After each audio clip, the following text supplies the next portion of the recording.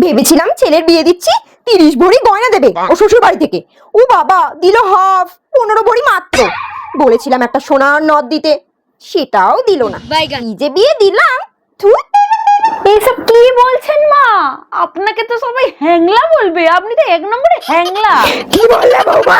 ঠিকই বলেছি, গয়নাটা তো আমার বাবার বাড়ি থেকে দেওয়া, আমাকে দিয়েছে, আপনাকে তো দেয়নি। কম দিক আর বেশি দিক, আপনারা তো কষ্ট কিসের?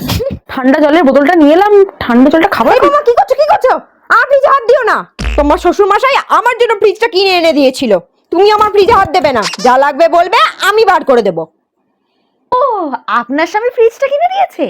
ঠিক আছে, ফ্রিজটা তো পুরনো হয়ে গেছে, বেশি দিন আর চলবে না। এরপরে যে ফ্রিজটা আমার স্বামী কিনে দেবে, তখন আপনি হাত দেবেন না। যত বড় মুখ না তত বড় কথা। পুনমি তো কেমন কেমন যেন কাপড় দিয়েছে, কোথায় একটু চকচকে শাড়ি দেবে, তা না, দিয়েছে শাড়ি। আপনার বয়স কত মা?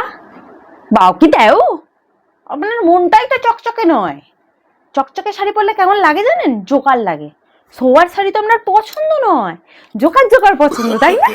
অপমান, অপমান। দাঁড়াও বাবা, আমি বলছি তোমার নামে, দাঁড়াও, তোমাকে দেবে।